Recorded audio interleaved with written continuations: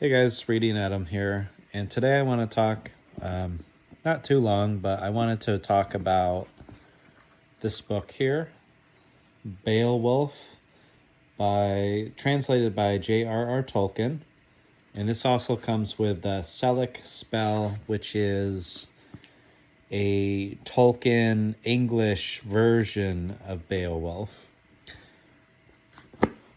Sorry. So Beowulf is a old story. I think around 1000-ish AD. For some reason, my brain is thinking 1056 AD.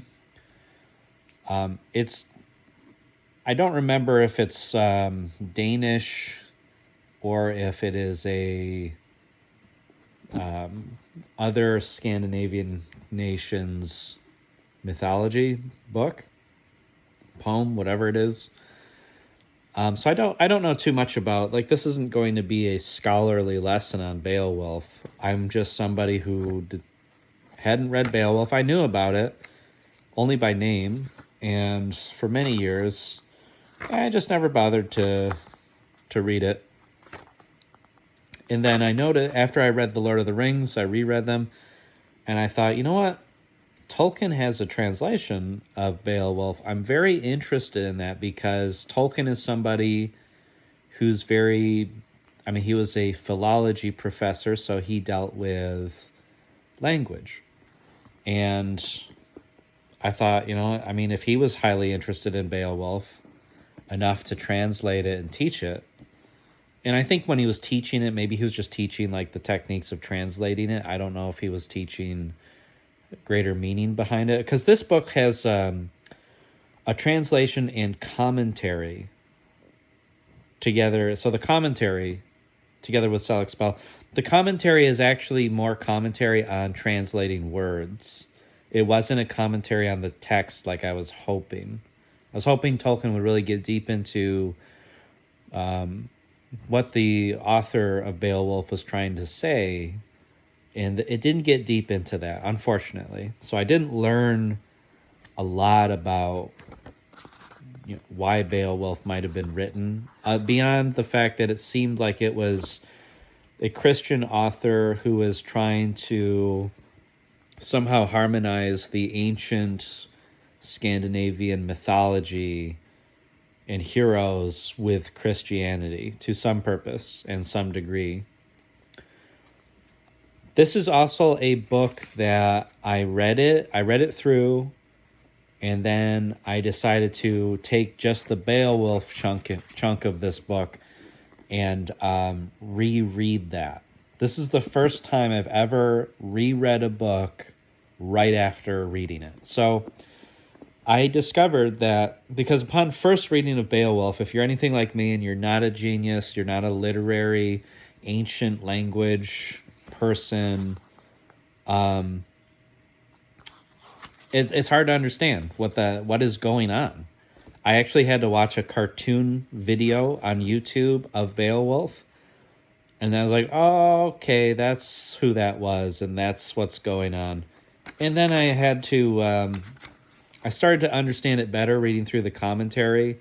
Just gave me slightly more of an understanding of what was going on.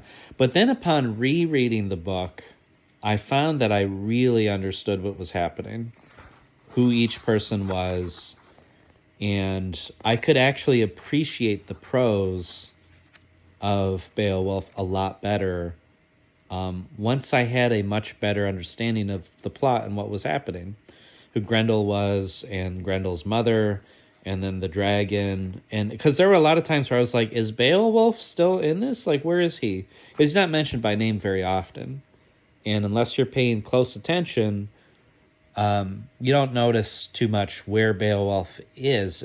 Because of the style, there is a very unique, and I do say very good style in which Beowulf is written. Very colorful language, very descriptive, but in a, dare I say, Tolkien-esque way. I can think by reading this book and rereading it and understanding it better, I can see how Tolkien really drew a lot from this, in order to craft The Hobbit and The Lord of the Rings, especially The Hobbit with the adventure to the Lonely Mountain to tackle Smog and the dragon living on a pile of treasure, because the dragon in Beowulf also does so, lives on a pile of treasure and is very jealous and guards it jealously, I should say. Beowulf, just typical powerful hero. He's so strong that like he breaks weapons when he uses them. So his hands, the power of his hands is his primary weapon, and kind of a cool hero in and of himself. I haven't come across anything else like Beowulf, especially for that the ancient time period or the medieval time period. And again, I there's so many. After reading Beowulf, it actually, and rereading it and understanding it a lot better the second time, being able to appreciate the language usage the second time, I found that, maybe I'll try Canterbury Tales, which I've been putting off and decided like, I don't know if I want to read that because Old English, old translated things, they can be difficult to understand and follow. But yeah, sometimes you have to reread it. You just, if you read a certain classic, you don't really get it, then attach some supplementary material, some YouTube videos, some summaries, get a better idea of it, then reread it. Because if you do that, you will find that you're not wasting your time rereading. You're actually gaining so much more and enjoying the beauty of what it is so much more. And Beowulf is very beautifully translated by Tolkien, I would say. It maybe the original is beautiful in how it is written in its original language, but Beowulf translated by Tolkien, it's just beautiful. It's wonderful. It's poetic.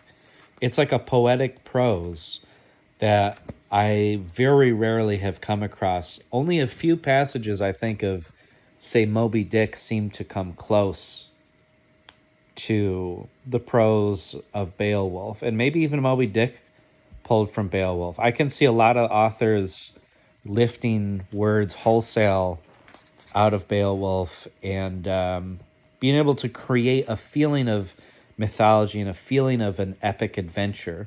I think any fantasy author should read and reread and understand Beowulf. I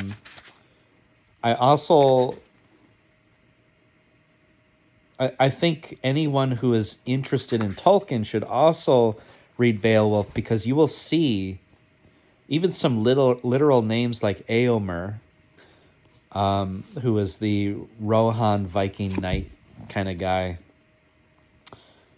The name is in Beowulf. I think it shows up once, but it's there. I mean, how much influence did Beowulf have on Tolkien? Obviously, a lot.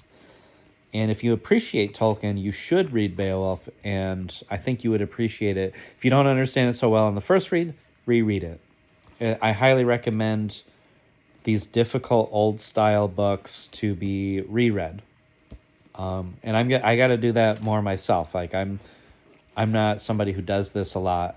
I do it very rarely because I'm like, I want to get on to the next book. I don't want to read the same book I just read. That's a huge waste of time, but it's not a waste of time.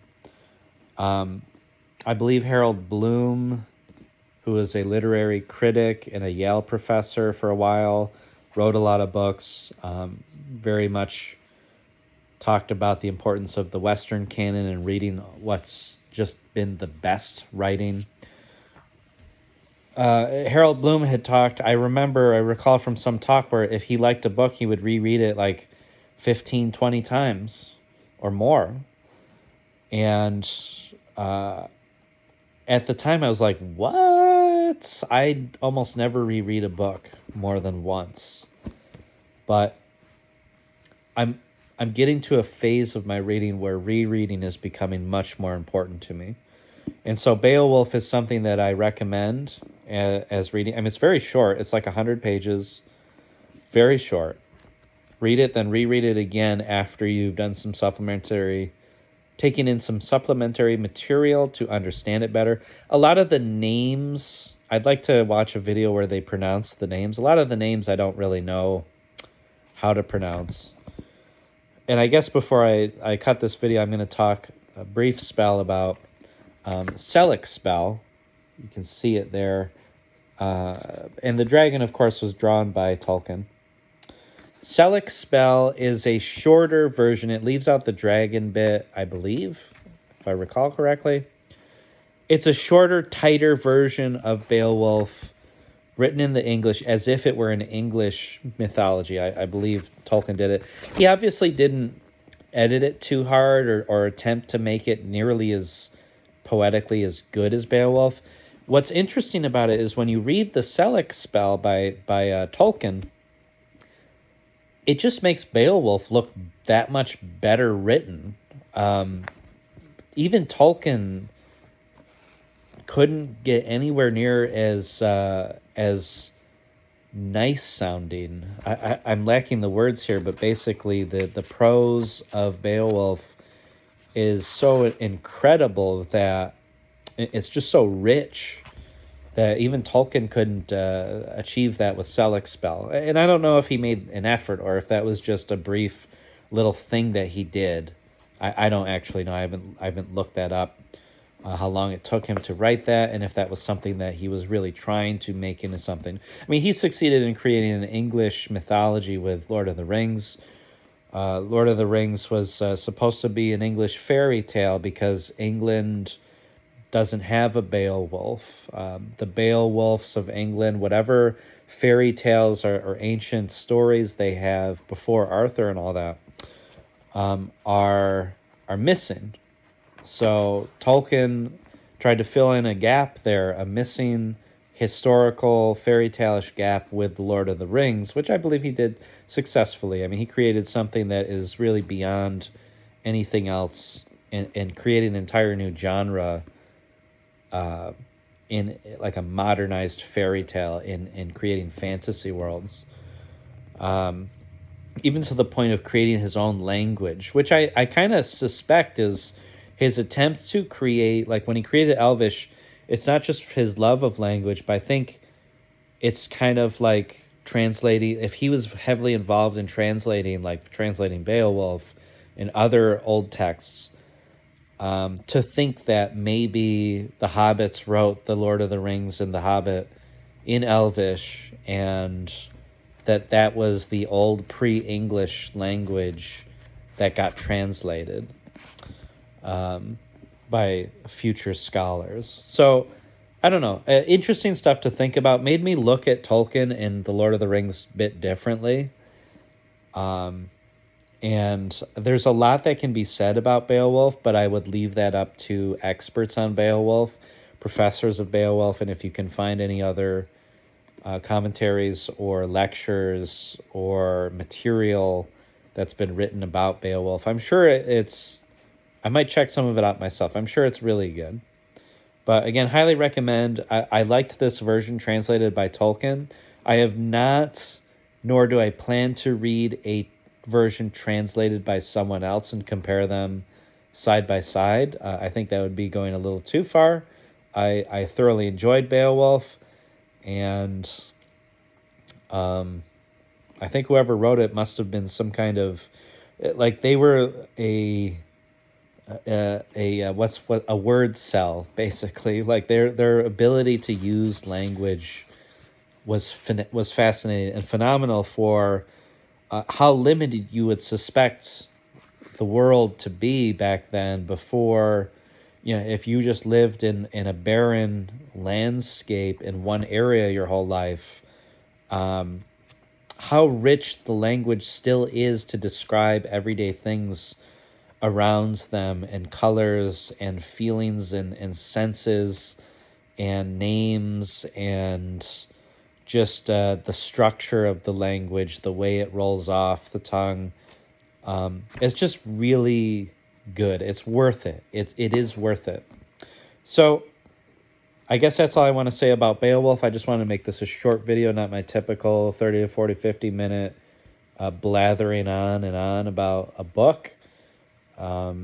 And I finished reading this weeks ago, and I finally got around to making a video. But okay, thanks for watching. And again, check Beowulf out if you can. Just get it from your library. You can find it anywhere. It's worth it. Check it out. Bye.